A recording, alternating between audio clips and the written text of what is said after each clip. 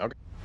Welcome to the A2 Show with Andrew Cass and Aaron Parkinson, bringing you the trends and topics that affect our lives the most: business, politics, fitness, family, and finance.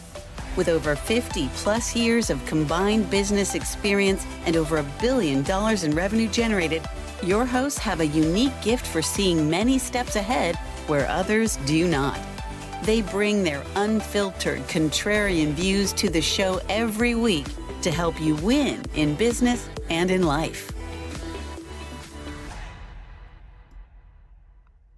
Welcome to the A2 Show, my man. We are talking today about the business leaders and entrepreneurs that have inspired us the most over the last 2 decades and why. And I think the takeaway ideally here will be who inspires you. And if nobody does, you might want to find somebody, because success leaves clues.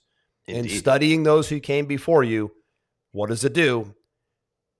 Creates speed, condenses time, right? If you can learn from someone else's mistake, if you can leverage someone else's experience, you're buying speed and condensing time. So what could take 5 years could take 5 months. What could take 10 years could take 2 months, right? That's what we're going to talk about here today is who inspired us the most and why and how to find your inspiration as well. Yeah, I thought it would be a fun topic for us to cover today, something different. And it was sort of inspired by the idea of the original quote that I read 20 years ago that was, leaders are readers. And readers are leaders, by the way. It goes both ways. Did you know that? And did you get the second part of it? Yep. And I tell this to my kids too. Leaders are readers and readers are leaders. Absolutely. And I know that technology has changed a lot over the last 20 years. And, I think you're a prime example of that, where you love to listen to audiobooks and podcasts on the move. How about you? I'm still more of a reading guy, but physical. I'm actually both, Aaron, to be honest. I'm 50-50, because you and I are sort of like old school, new school. We grew up like as the internet was starting, but yet we had enough foundation of non-internet. So there's a little bit of that physical element to me and you. And also, I think of a course, lot of people are jealous of that, because I think you're Gen X as well. So we grew up where you had to do everything the old school hard way, but then we were the only generation that was introduced to the internet. So we're the only ones that have ever straddled both sides. I'm so thankful for it, Aaron, to be honest. Super thankful. I'm like, I look at my kids, your kids are a little older. I don't know if Soleil, she's 20 something years old. She, I think, pretty much was all internet, if I had to guess, or maybe she caught the tail end of when it started. But our young kids, like, it's been all digital. Yep. I had a funny story last night. Actually, it's so funny you brought this up. I don't know how it came up, but I was talking to my daughter and my son in the kitchen. We were cooking, and I was like, "Do you guys know what a fax machine is?" It's funny. And they were like, "Oh, what?" Fax machines today. You were too? I'm going to talk about fax machines today. Are you really? That's I didn't even know that. But they're like a fax machine. I'm like, before the internet and before email, if people had to send messages that couldn't wait in the mail, picture your printer. You would write something, or you would type something and print it and then send it through. You dial a phone number and send the paper through the printer fax machine looking device. And then that message would arrive in paper on the other side. They looked at me like I had 10 heads. It's actually quite a remarkable technology when you think about it now. It's more interesting to me than email. Email seems easier of a technology to make happen than fax. Seems like, man, that was like, how do you get the paper to do that, right? But email digital is easy compared to, right? Well, and you grew up in the Wall Street world. I mean, how important was fax technology in the world you grew up in? Well, it was all there was, Aaron. In fact, one of my business leaders that I'm going to mention today when we open up this conversation, shockingly, wait for it, still only prefers to be communicated with by fax in 2024. Wow. Yeah. And he's like the last guy standing. I'll talk about it in a little bit, but yeah, it's interesting times. I think the point you were trying to make was the fact that most people are not really reading today. They're skimming and they're surfing the internet. And I think we're all guilty of it. I find myself doing it at times as well, where I'm looking for information, I'm skimming, but I'm not really immersed in the information. And I think the immersion of getting into a book or getting into a course or a training, that's going to be the difference maker for you. And hopefully what you'll take away today will be a little bit of how you can go back to how we used to study. We used to study, right? We didn't used to skim and scan. We used to actually immerse ourselves in content and study.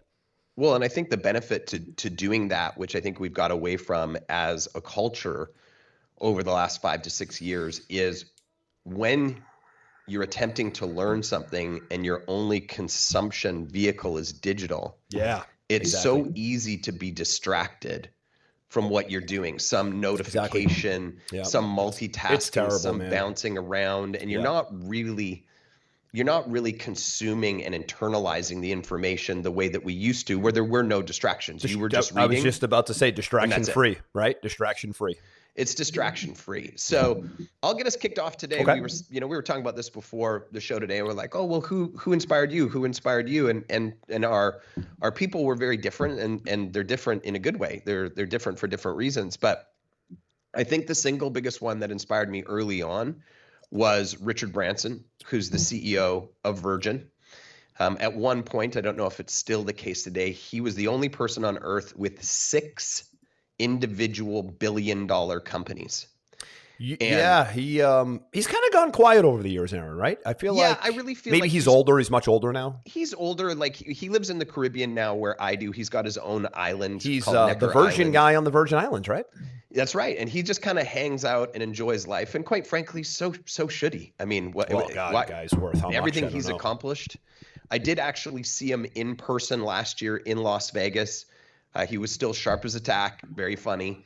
But I don't think he's pushing the way that he did, 10, 15 years ago when I was really following. And the thing that really inspired me about Richard Branson, and a great book to read if you ever want to learn more about him, is a book called Losing My Virginity.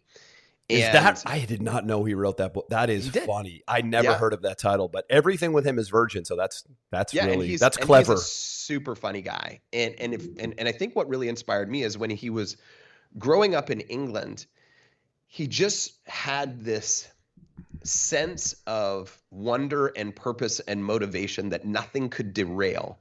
And he has a very famous quote. And that famous quote is, "Screw it, let's do it." That's his famous quote. Is that right? Screw it, let's do it. I've never heard that either. And when he got started, decades and decades ago in England, his first sort of success was he started this mail order music catalog. And he had no money, obviously, and he was spinning it up. And the only place that he could find that he could afford to start up this business was he rented the crypt. Follow me here. The crypt of an old church. So what is the crypt? That's where they store the dead bodies. Aha, the crypt. That must be a UK term. Yes, CRYPT. So in the bottom of the church. It sounds cryptic. In the bottom of the church where they would put the dead bodies in the coffins before they would, take them up for the ceremony or put them after or whatever, was the only place that he could afford to rent. And the church was like, "You really want to rent this?" He's like, "Absolutely." So they started this business in the crypt of a church. Now, what gets funnier is that he was like anybody. He's constantly trying to figure out, how do I make more money? How do I increase my profits? So he started to go and buy music from other countries because there wasn't the same amount of taxes. There wasn't the same amount of duty on it. So he started driving over to places like, I think it was like Germany and stuff like that. Mm-hmm. And he got busted coming back with essentially bootlegged music. So he actually got arrested in his early days, learning what he can do. So it's a little bit of a renegade coming out of the gates. That's good. A bit of a renegade, right? And as he grew that business, that's what spawned into his first Virgin Music store, which became huge. Those were Mecca stores. They were like Apple stores now then. Absolutely. I remember those massive Virgin record stores in malls packed with people, huge square footage.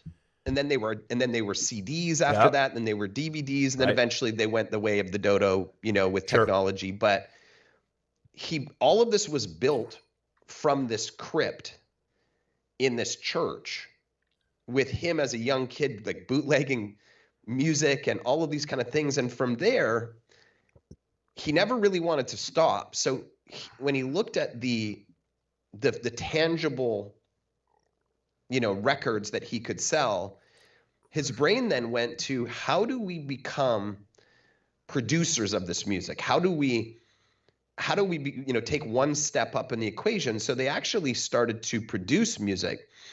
And the first real success they had was a very old group, and I can't remember the name of the group, but the record was called Tubular Bells. Does that ring a bell to you at all, Andrew? No, but you're starting to make me think you're older than me right now. Well, it was because I read it. Okay.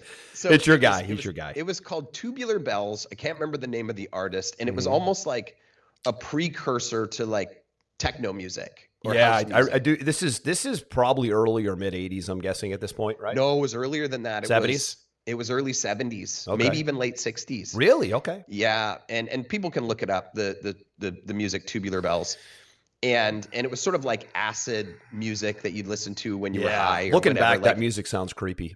Yeah, precursor. Well, cryptic, right? Precursor to house music. Mm-hmm. And so, anyways, they hit it out of the park with this one artist.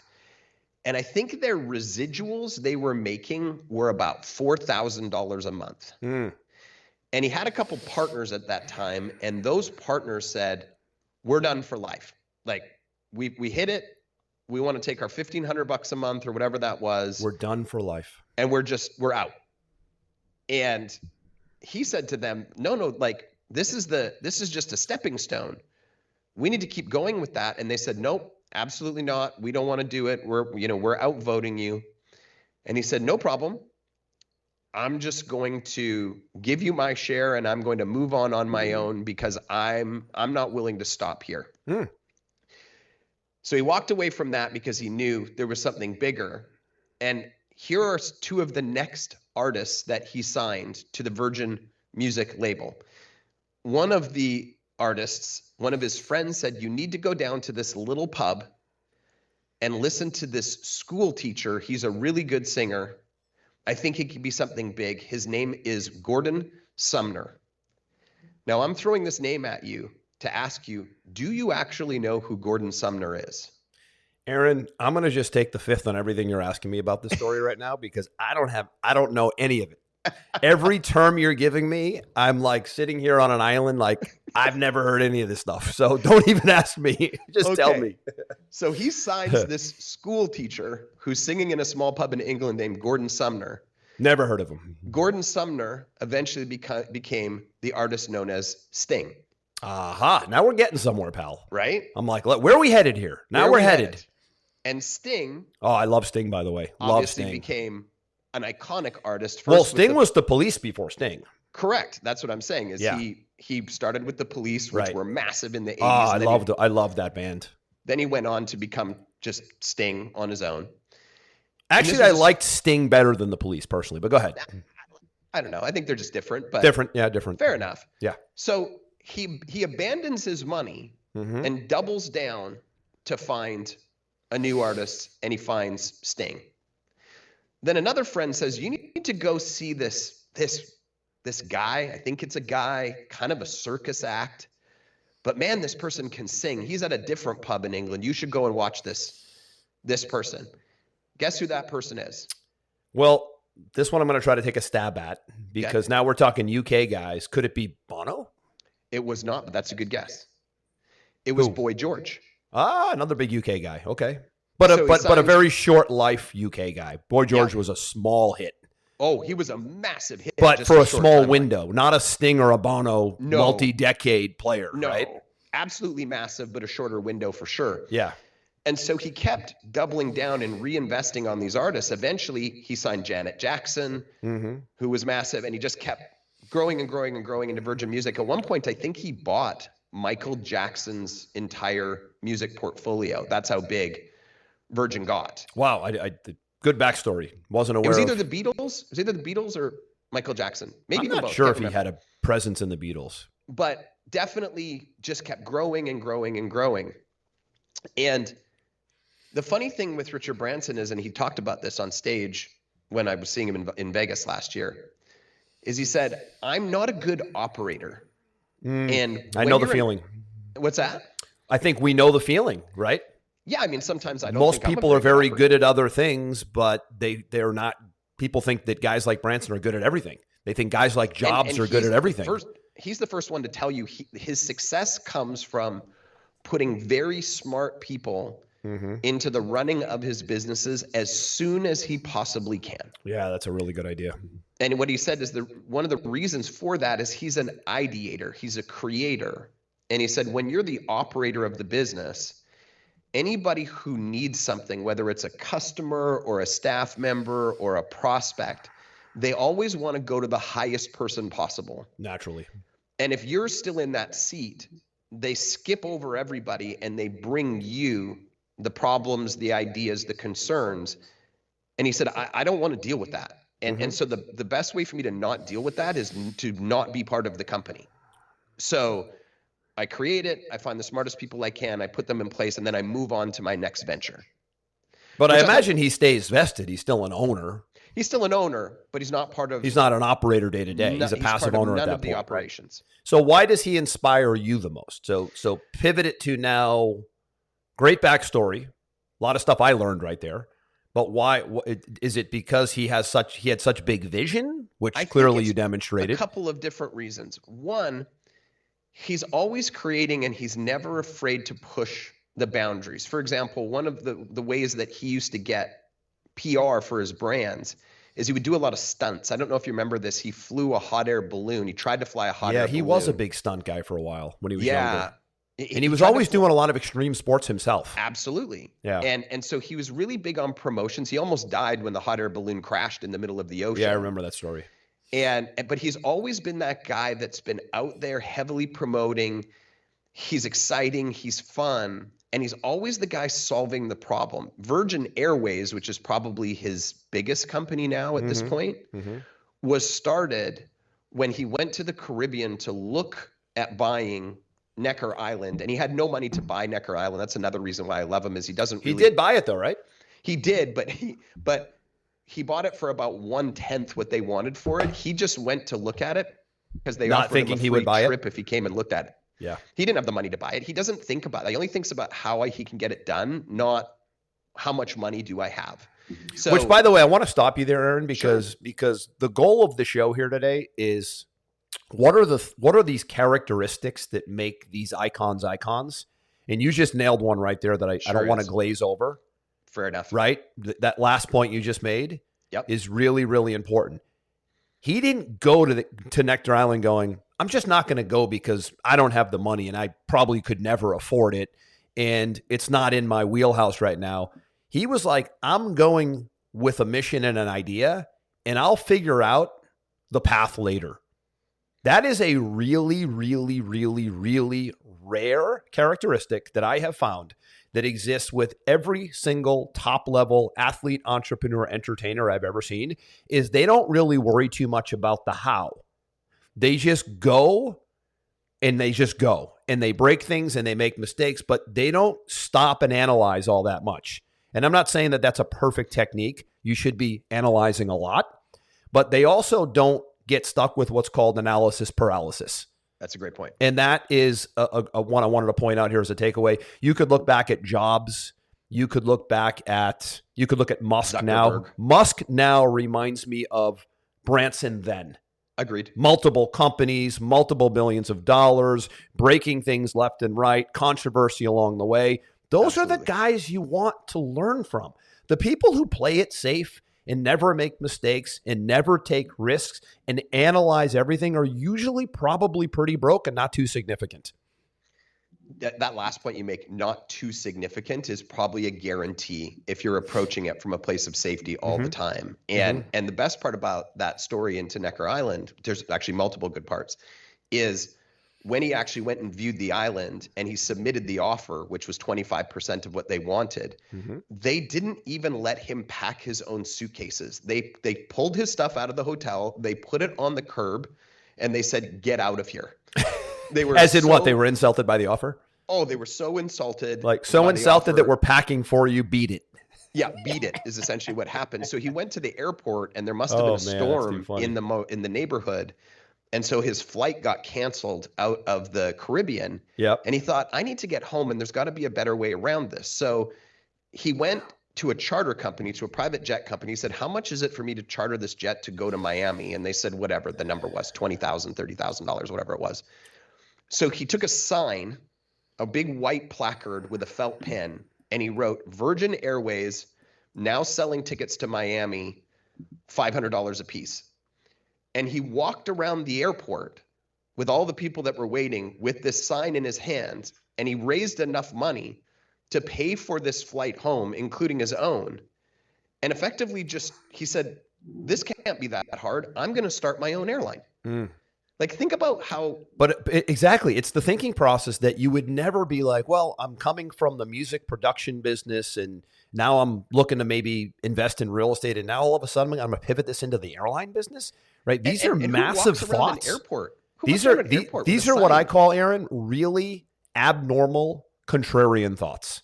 Absolutely. Which, again, by the way, is the difference between somebody who goes big or plays small. It's radical, off the chart, controversial, what I like to call renegade-like thinking that gets them to that level. This is Steve Jobs. This is Elon Musk. This is Richard Branson. This is, let's pivot it to sports. This is Belichick. This is Parcells. Let's go to entertainment. This is Tom Cruise. This is, these are guys this is Stallone, right? This is Schwarzenegger. These are guys who are and very key here, multi-decade track records, because big thing for me today is track records, right? Absolutely. And it's something that I think people spend not enough time on in this day and age because of what we started with, which is this glazing through information and this skimming of information. But what we really want to look at is lineage in track record, in performance over a long period of time. That's what I want to talk about. And a big part of that, and I'll end it with this because I want to throw it over to you, is persistence. Clearly. When he got Virgin up and running after he had this idea in this airport, he basically had to leverage his whole bankroll because airlines are not cheap. Yeah. And he had to take a loan, I think it was the Royal Bank of Scotland, and he was leveraged to the hilt. And he had his first takeoff flight, big party, big promotional thing like he always did. And he took off and a flock of birds flew through one of his engines. Blew it out. And took the plane down. Wow. On the inaugural flight. Talk about adversity. Here I am in the airline business. It's now over on day one. It's over on day one. He went back to the bank and he said, whatever the number was, I need another $500,000 for a new engine. And they said, you have no money. Like, there's no more money for you. And so he had to scrap and scrape and find this money with the whole house of cards about to collapse on him. And then the last thing is, just as he started to get traction, British Airways was actually cutting off his customers in the airport before things were digital and telling his customers that their flight had been canceled and they could rebook them on British Airways. So there was this huge coordinated attack against Richard Branson, the upstart airway, by British Airways. And the only reason they found this out is one of British Airways' employees quit and basically whistle blew on British Airways. And this is another fact you might not know. It still may be the record. It may not be. At the time, he took them to court for defamation, and he won the largest defamation case in the history of the world at the time, $1 billion US dollars against British Airways for trying to undercut him. Wow. And that's the money that ultimately he used to fuel. Wow. So he leveraged lawsuit money. Well, interesting technique. When he found out that they'd been undercutting him for years and there was this big corporate espionage, he took him to court and the judge just slammed British Airways. Yep. Wow. So talk about persistence as well, like crazy delusional optimism combined with insane levels of persistence. That's fantastic. So now I can see, because I've never really been a Branson guy. Of course, I've looked at him and liked him, and I understood the Virgin brand to a degree. But great backstory on. I think it was great that you set the stage there with that backstory of all the little pillars along the way, because man, that just should show anybody who's trying to rise up that how to think about it when you're probably not in a spot where you're the most flush with cash, and maybe the least confident. Because there's now a confidence thing too, right? There's a self-esteem thing here too, where you want to go big, you want to start a business, start a company, whatever. you're starting from scratch. There's not a whole lot of self-esteem there with most. I shouldn't say with everybody. And you're going to get hit left and you're right. going to get sucker punched, and you're going to get lefts and rights and jabs, and it's going to come from all angles. And that resilience is the word I'm looking for, I think, is what these guys have. And again, Jobs, Musk. Well, and before you go on to the next thing, I think there's a really important point there that I want to circle back around on. You didn't really know that much about Branson. So when I brought him up for the show, you were kind of like, meh. Yeah. I was like, yeah, okay, good. It's cool for you. I think this is a good lesson for our watchers and our listeners is that's why you read books about successful people, because you learn so much about them and the small details of what they've had to overcome that you're not just going to get from the sprinkling of information you get from the mainstream media about 100% them. Right, man. And the other thing too, Aaron, is let's say you wanted to learn something new and you wanted to take a course.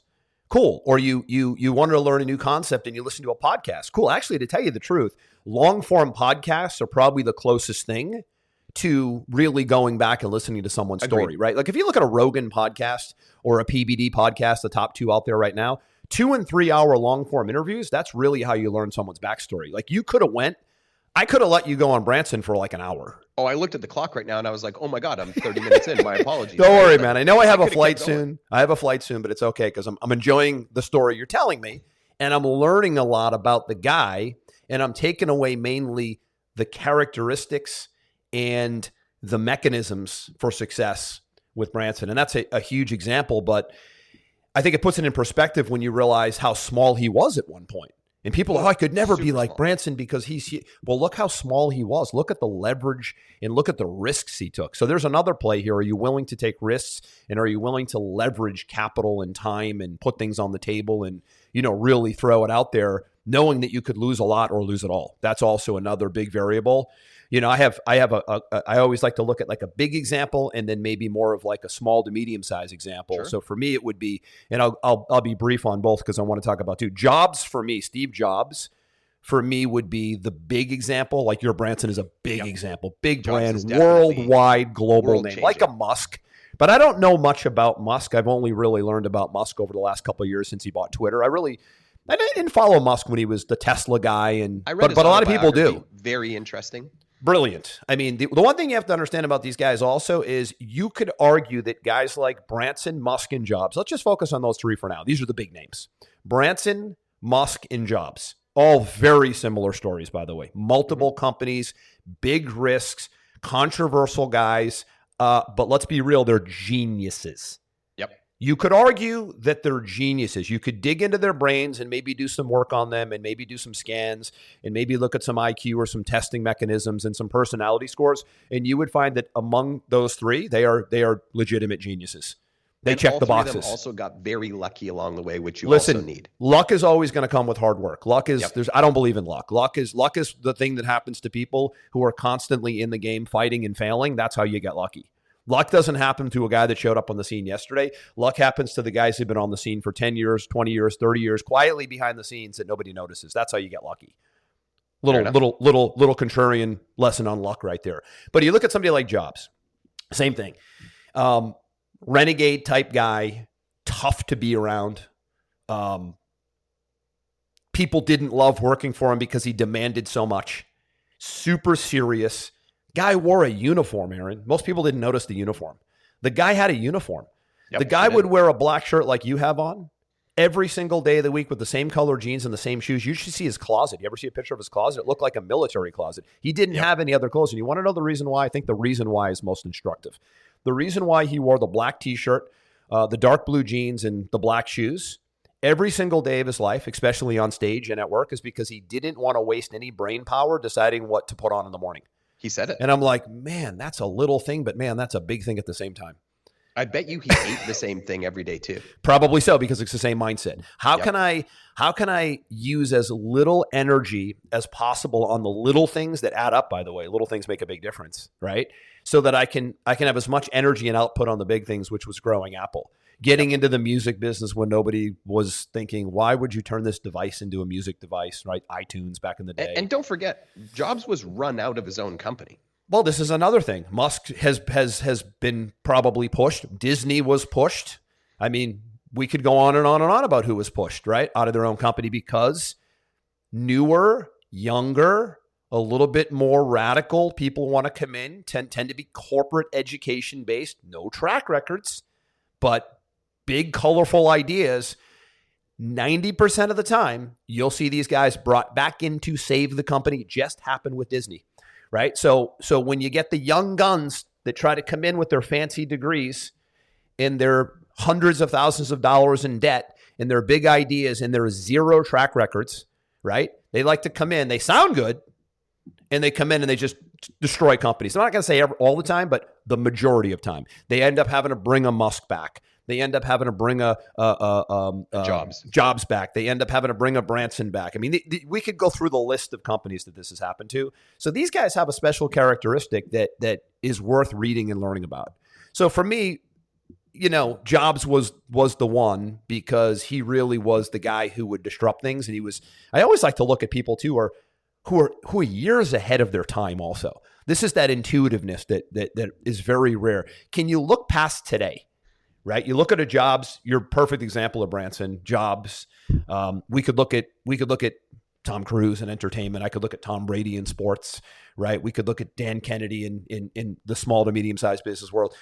If you read them and study them, their thought process is 2, 3, 4, 5, 10 years ahead. Robert F. Kennedy comes to mind for me in the public health and political world now. These guys are taking stances now that the mainstream media is like, no way, no how. And then 3 years, 6 years later, perfectly normal.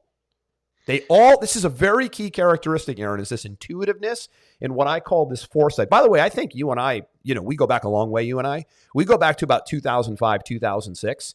And one of the things I've noticed about us, not trying to, toot our own horns or brag a little bit here, but we have been very good at seeing a few steps ahead. In fact, I think it's even mentioned in our show intro, right? We've really had a good knack for that intuitiveness of seeing industries and seeing movements in industries a few steps ahead where we've been able to get in front of them, right? You with your agency, me with my software company, right? Us back in the day, we were internet marketing education guys before the internet marketing thing was even a word. We were teaching seminars across the world at one point on internet marketing when there wasn't even Facebook, right? I started before Google. We're teaching video before there's even YouTube, right? We're teaching online stuff before there's really online stuff. So people are like, what the hell is that online video? You mean TV? No, video, social media. What the hell's Facebook? All of that we were doing. Information products, Aaron. I launched my first information product in 2005. There wasn't even a name for the industry. An information product, an ebook, a training, a 50-page book in training online sold through Yahoo Overture search engine, pre-Google. This was my training in 2004, 2005, 2006, around the time you and I met at an internet marketing seminar and event. These brands were coming out. We're watching people get rich on the internet while everybody else is trying to figure out email. So this foresight of seeing years and decades ahead to me is the Jobs in the Musk in the Branson. For me, another one quickly, and I'll pivot it back to you. Before you introduce that, I just want to stop you for one sec. The other thing, not only the ability that these people have for foresight, but I think you also see it when they're gone, was their attention to detail. I think it's really difficult when the creative brainchild leaves and you really start to notice things. And I want to give you an example, Andrew. By the way, Buffett's another one before I forget. You see this? I have that too, buddy. This is my mouse. Me too. You have the same one. Same one, wireless mouse, Apple. It came out after Jobs died. Did it? I can tell you without a doubt that Steve Jobs would have an absolute meltdown if he saw the charger portal underneath the mouse. Well, where are you going to put it? Because it's so thin on the ends. Well, you put it at the end, or he would have created something. You just make it a little thicker, right? The fact that I can't it's really annoying. You have to tip it on its side to charge it. You can't use it. You got to tip it on the side. You're absolutely right. I'm actually mad talking about it. If Steve Jobs was still alive, this whole department right now would be fired. That's a good point, man. Because you know what, Aaron? I also have this. I have this too. This is the mouse pad. Yep. The finger thing. So I have an interesting setup. I have the mouse to my right because I'm right-handed, but I also have this to my left because once in a while I'll move the mouse with my left hand over here. Sure. I kind of play both sides. It's really weird. People come in and they're like, "Why do you have a mouse on both sides of your keyboard?" I'm like, "Well, it's I just feel like I'm I'm overemphasized on the right. So once in a while, I like to do a little left finger action. Sure.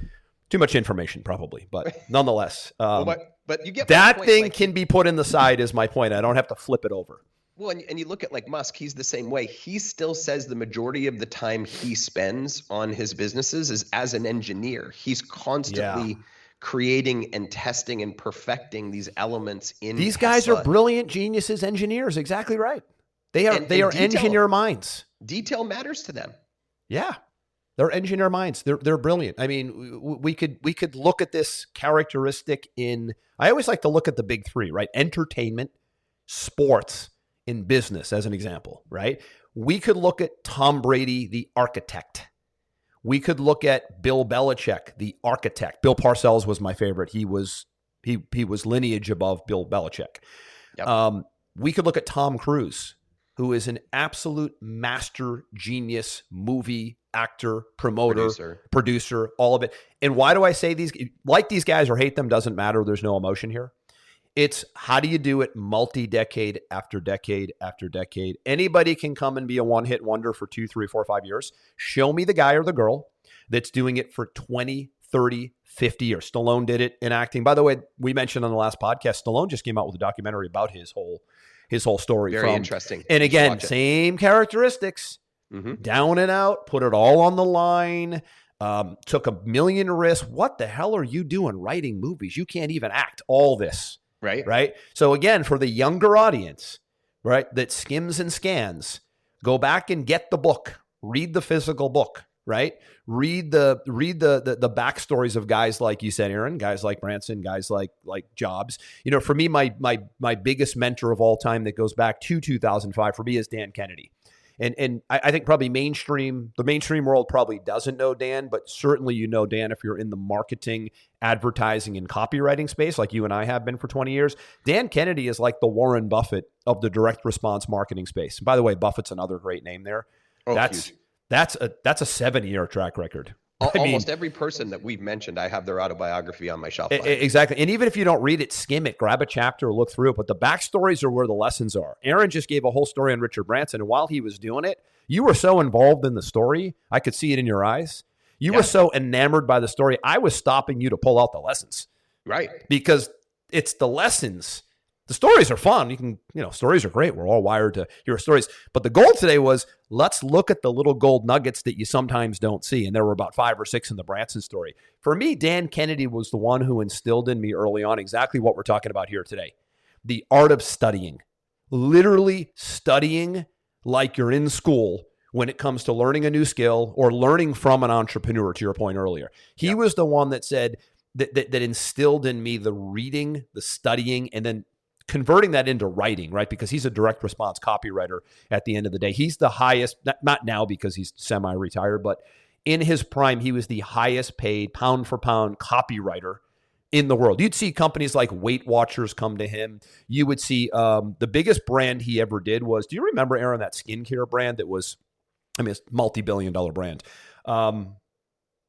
Acne brand, Nutra. Oh, yes, I do remember it. I just can't remember the name of it. Oh, it's going to come huge. to me. Something active, proactive. Proactive. So he did Proactive. Proactive was dying on a vine, and they brought him in to do all the infomercials and write all the copy and do all the positioning on all the language and all the communication. He does it from top to bottom. He turned it into $1 billion plus company, right? Yep. So these companies like this, these big companies, a lot of them, not now, but back in the day, would bring Dan in to usually save them when their marketing and messaging was failing. So he was just a copywriting messaging guy. And you know that I ran the Dan Kennedy, I was a certified Dan Kennedy business advisor from 2008 to 2012, 13, 14-ish. I don't remember. I sold it at that point. But I was running local monthly seminars in Miami. I had the Miami area for a long time. And I still have private clients with me to this day, 2024, that I met who attended my seminars in 2009. Crazy. To this day, these are friends and clients that still pay me for the exact advice that Dan taught me. So from an overall inspirational standpoint, who impacted me the most would be Dan, because I was able to be in masterminds with Dan. I trained under him. I was certified in his direct response and marketing methods. So he was the closest mentor to me. where somebody like you mentioned Branson and we mentioned Jobs, those guys are, distant global figures. We can learn from them from a distance. Lesson. I think there's a good lesson to pull out there, right? I'm a big Dan Kennedy fan as well, and other people in the digital marketing space, because that's where I've made my living. Well, don't say digital. He's definitely not in the digital marketing space. No, I was saying for me in the digital marketing space, there's people that I've studied for a long, long time, but you should have one or two experts that you model or mentors that you learn from in your direct business space. Like who's the best needle mover in your space, in your industry, right? Yeah. If you have a grocery store, right, you should be studying the people who created the Sobeys, the Whole Foods, like who are the masterminds behind those businesses. Right. But then also you should be reading about and studying people who've had success in something that has nothing to do with you, because it keeps you fresh and interesting, but you also can pull lessons out of there where you might get blind to them in your own space. Sure. Great point. Yep. Really good point. So that's another one for me. And then another one I'll mention, because we talked in the beginning, I think it's full circle. We do this full circle, is old school versus new school, right? So today the knee-jerk reaction is who's killing it now, study them. Great. No problem, because they're killing it now. Yep. But who did they train under and who came before them? As Dan likes to say, there's gold in the old. And go back and find the Bransons, the Jobs, the Dan Kennedys, the Warren Buffetts. I mean, how could you be in a football player and sit there scratching your head going, how the hell did Tom Brady play to 44 years old? The guy said at 25 he's going to play to 45. The guy did it. He did it until he was 44, and frankly, probably could have went 2 more years. And you're not studying this guy? You're still looking at the guy who's running a 4.240 yesterday, who's been on the scene for 1 year? That's who you're studying, right? So it's the concept of, great, how did that guy run a 4.2 who came onto the scene last week? But over here, how the hell's Brady still playing better than most guys at 25 and staying injury-free? That's the lineage. People don't study track records enough today, Aaron. And if you're a basketball player, how are you not reading Tim Grover's book? That book is amazing. Let's put that in the show notes. That book is absolutely, it's called Relentless by Tim Grover, who's another behind-the-scenes, quiet guy. They call him the Whisperer, who trained Jordan, Kobe Bryant, and there's one other. Who's the third of them?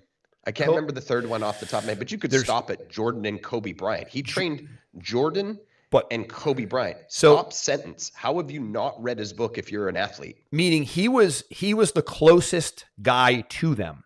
So I saw him speak at an event once. Tim Grover was the closest guy to Kobe and Jordan in their day.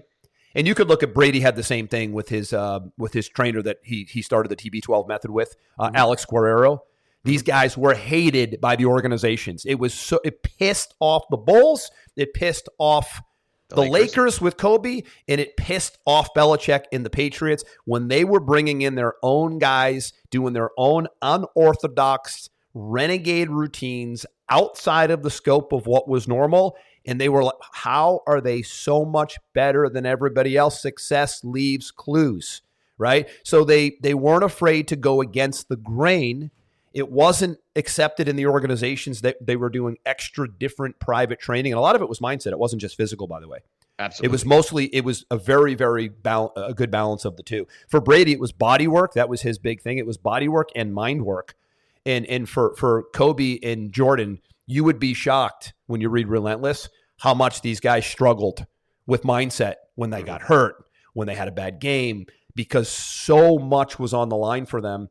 And so much was expected of them that they would have these psychiatric sessions with this guy for hours after a game. Game would end at 9:00 at night. These guys are getting home at 2 a.m.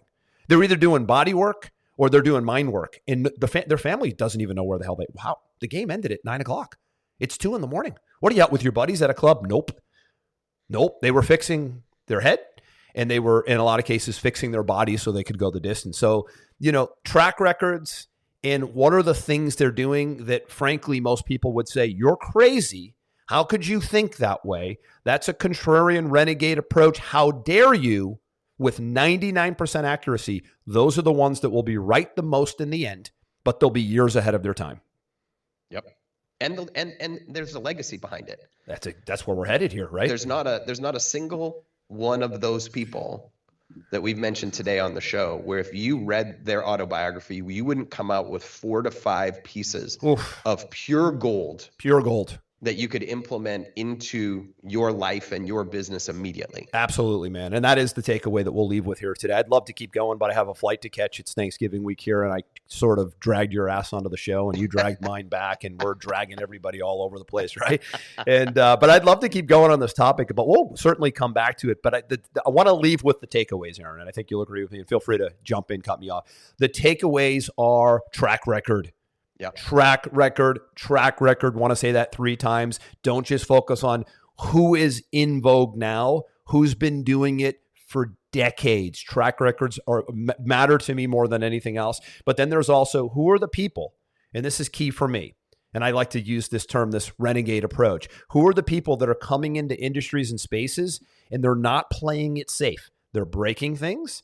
They're not politically correct. They're saying a lot of crazy things that today sound a little off the wall, but they're usually perfectly accepted by society 5 and 10 years out. Those are the people. Often today in this new culture, they're called the conspiracy theorists. This is a propaganda term for somebody who's uneasy with information that they don't know that they feel they should, but now they're threatened by it. So it's a defense mechanism. These are people you want to study. When somebody's immediately labeled horrible renegade, conspiracy theorist, off the charts, selfish, this, like, again, Musk, Branson, Jobs, Brady, Cruz. I want to study them yesterday. As soon as the labels start the studying. And that will be a massive lesson for you because these are the ones that are going to come in. And a lot of them are geniuses, as we said it before. A lot of them they check every box of being an absolute outlier or genius, but they are all outliers. Even Jeff Bezos, we could throw in there. We didn't mention him. We could technically throw him in the mix. We could keep going on names we throw in the mix, but the outliers and the people who are usually years ahead of their time are the ones that do really big, significant things. Absolutely. Any final thoughts from you, buddy? No, I think that you've covered it well there. And I know you have a flight to get to, but I think this maybe is... I decided I'm skipping the flight. Let's keep going. Your family would... I'm having too much fun. Your family would kill you. But I think when Thanksgiving comes, it'll be next year too. It's fine. That's true. It does come every year. But I do think this is a show that we could maybe come back to in the future of people that are currently inspiring us or historically inspired us, because I could have talked the entire show just about Branson. If I didn't stop you, you would have. Yeah, absolutely. But here, so we're doing it. I didn't even let you know, but I'm going to let you know right now, buddy, so you can tell me if you like the idea or not. But I'm actually going to start a segment of our show, like a series. Remember, we used to do the sales prevention department. Yeah, we should do that again soon. We did that with Sales Velocity TV. I'm going to do a segment called "Yesterday's Conspiracy Theory, Tomorrow's Front Page News." Oh, wow.